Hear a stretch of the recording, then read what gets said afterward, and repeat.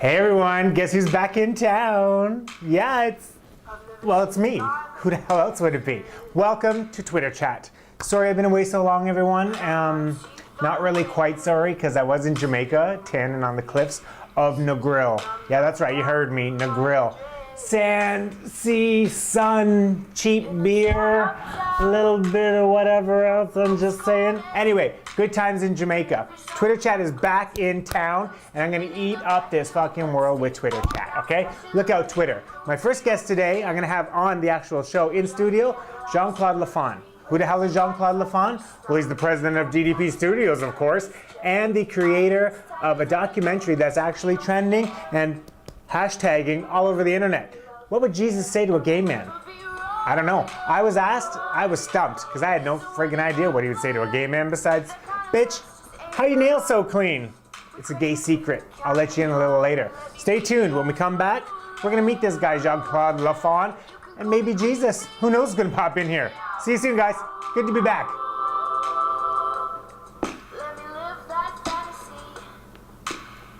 Following program may contain strong language, possible nudity, adult content, or sensitive content, and is intended only for mature audiences. Viewer discretion is advised.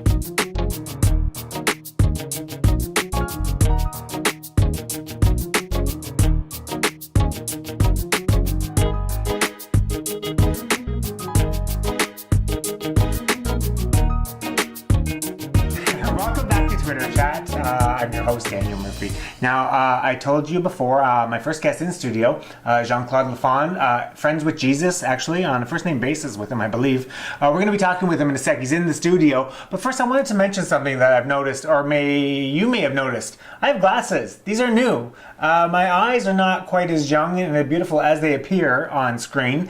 Things are getting a little clouded. And why I'm mentioning this is because I've learned something. Let's take a moment. I've learned something from wearing glasses. Do you want to know what that is?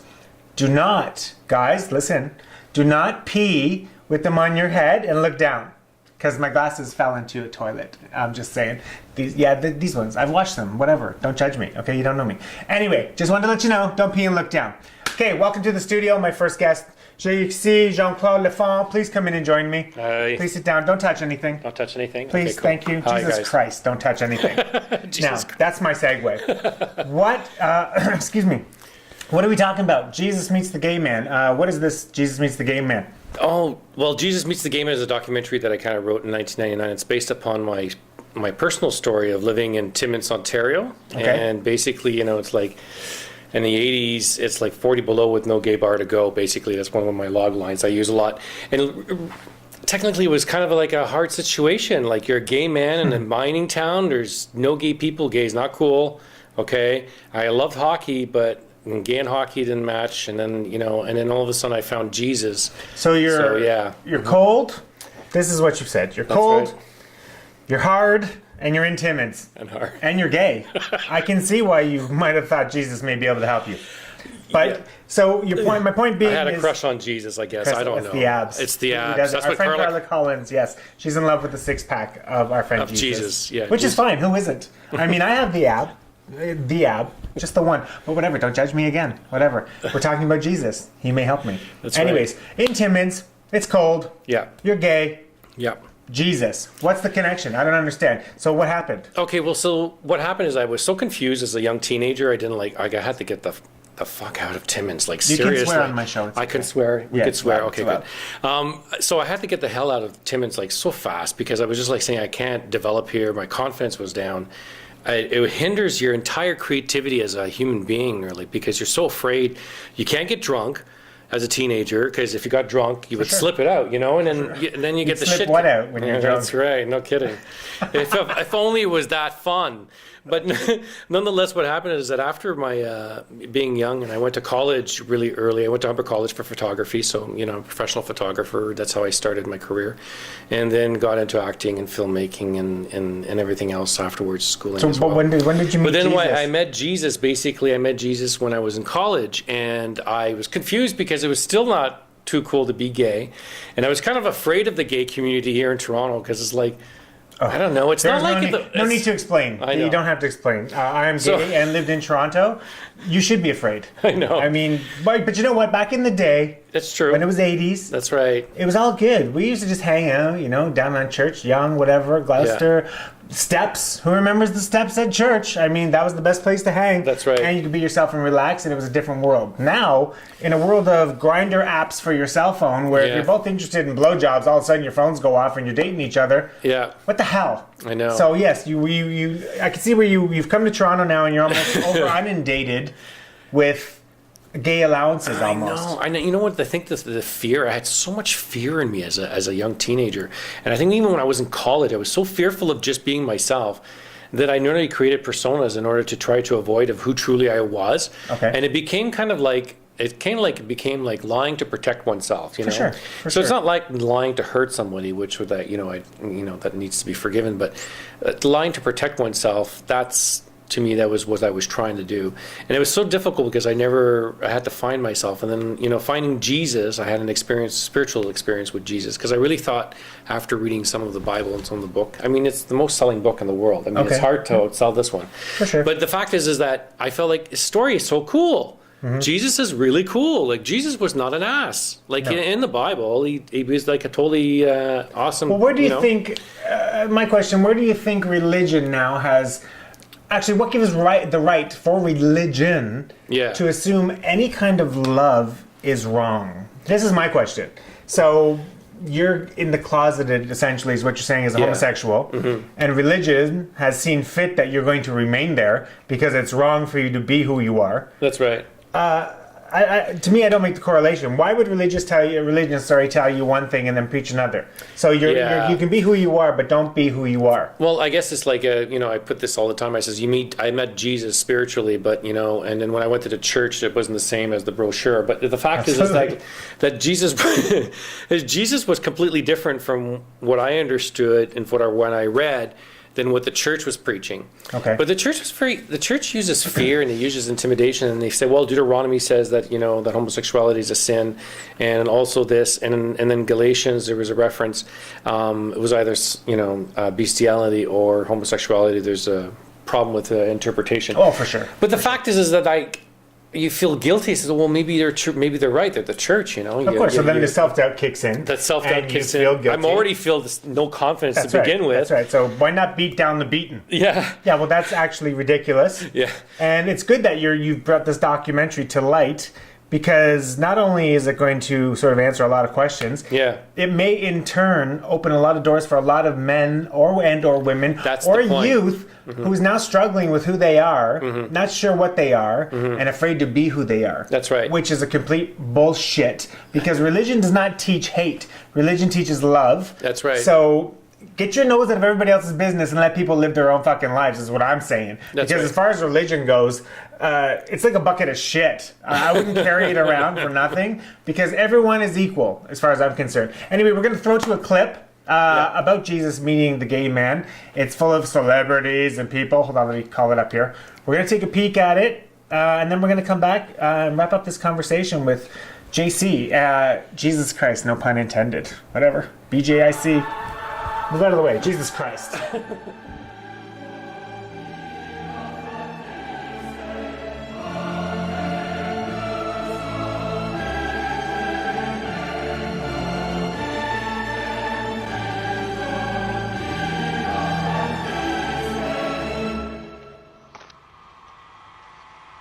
Christ de calice de tabarnak de cocksucker was a popular northern French Canadian statement, either to express extreme insult to someone or simply to yell like Gretzky for uppercutting Gilmore at the 75th Stanley Cup Finals. Mind you, when you kind of think about it, I never could understand Christ's relationship to a cocksucker. So I guess I owe it to my dad for inspiring me about the title of this movie. What if Christ met a cocksucker? No, I had to change that title. How about When Jesus Meets a Gay Man? Jesus Meets the Gay Man. What would Jesus do or say if he met a gay man? What would Jesus ask a gay man? Who cut your hair? How are your fingernails so fucking clean? Because, he'd just be like, look, dude, I don't judge. I love everybody. I'm hanging out with 12 guys who wear robes and a hooker. So I don't judge. If you ever met one. Jesus, I think that Jesus would say, hey, because I'm the original hippie, and I believe in peace, love, and beads, before these fucking, religious folks took over and decided to make Jesus an ass.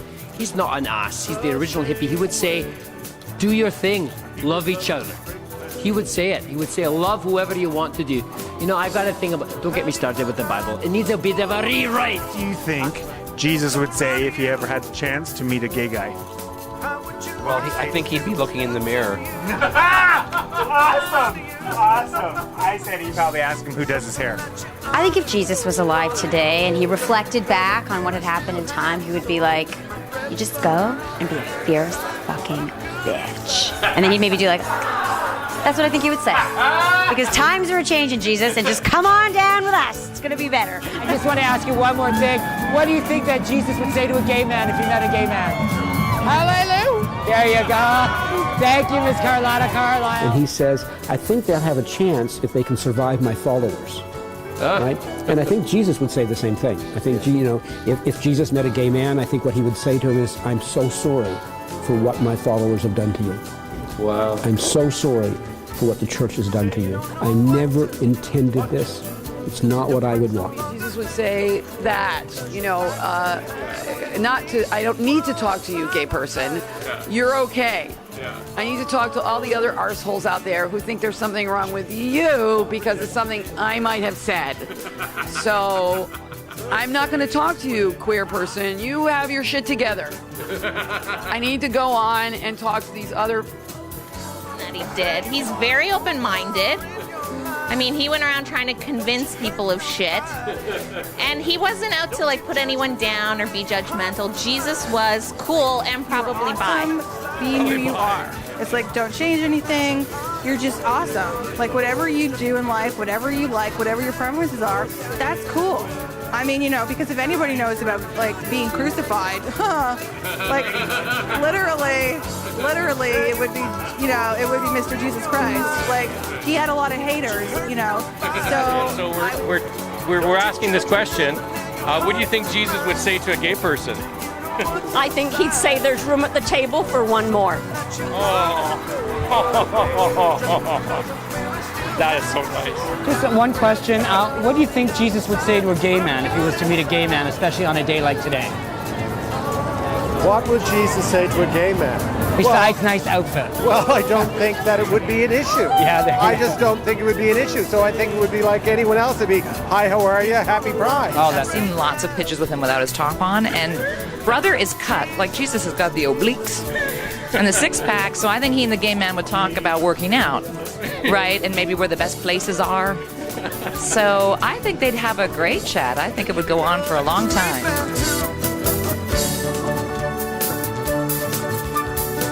Praise Jesus.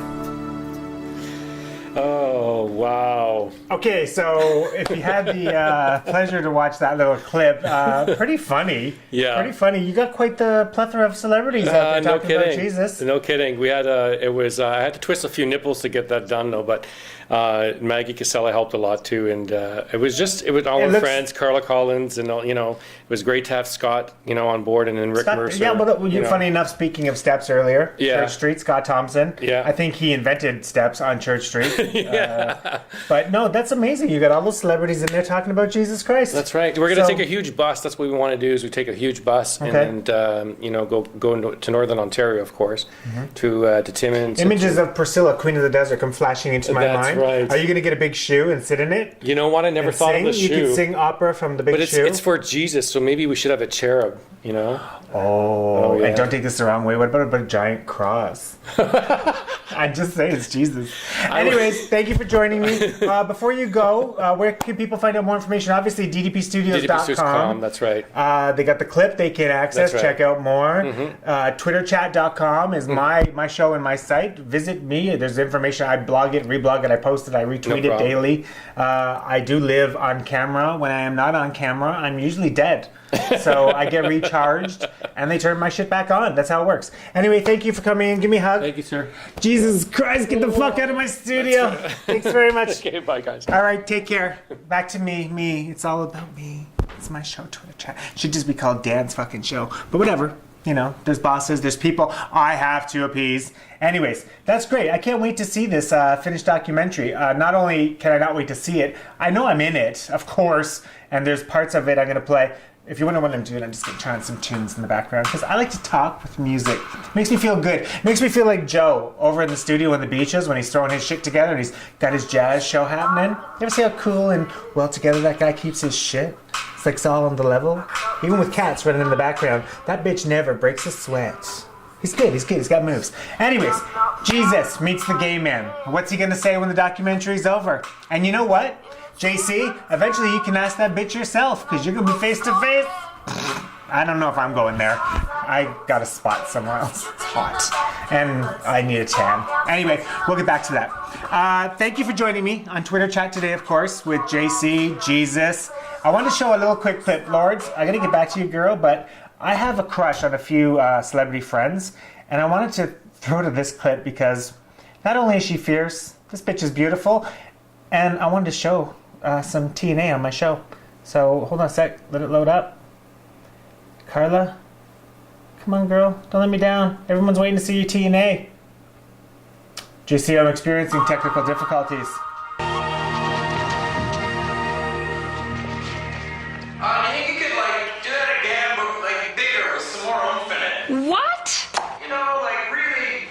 Kiss my ass. You've got to be kidding me. Now you see why I love her, right? Carla Collins. Carla, I love you. Happy holidays. Merry Christmas. Love you.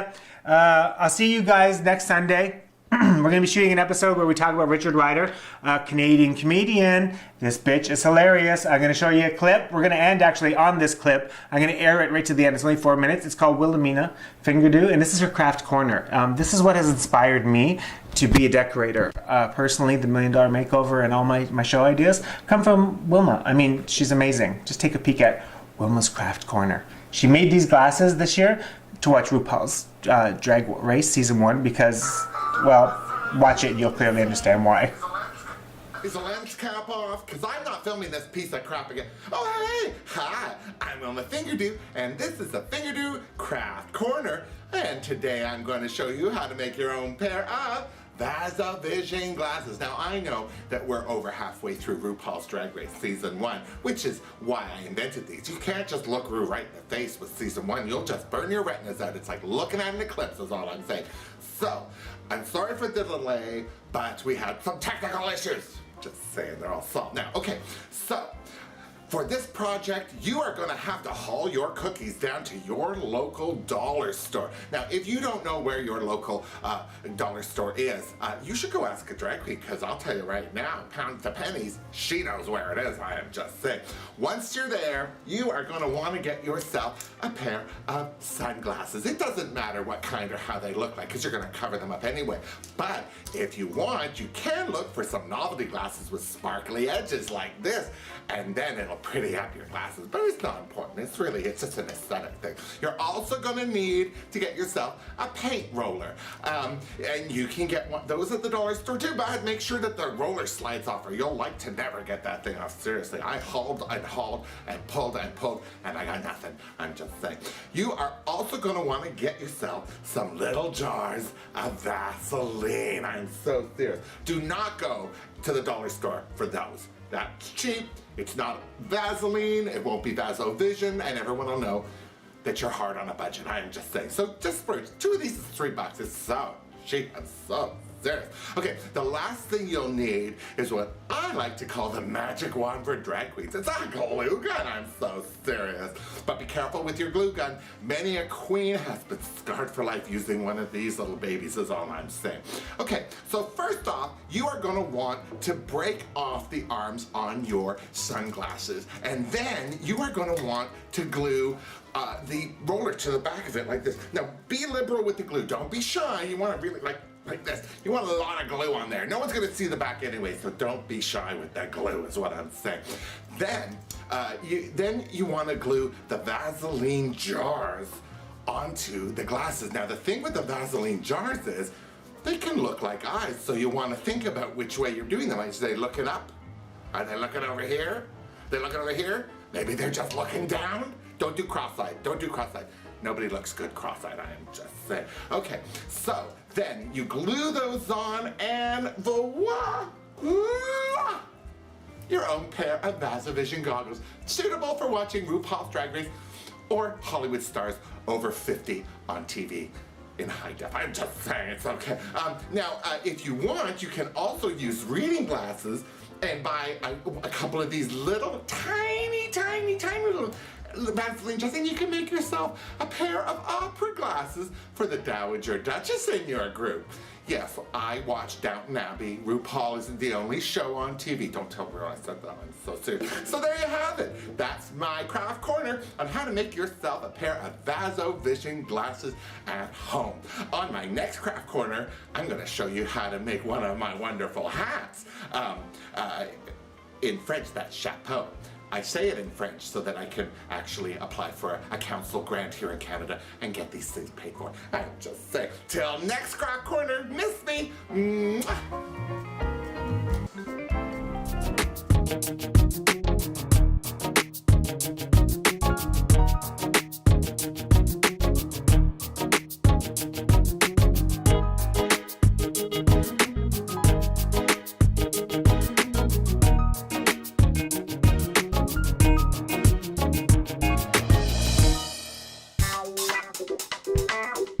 D.D.P Studios Incorporated. We make thinking fun.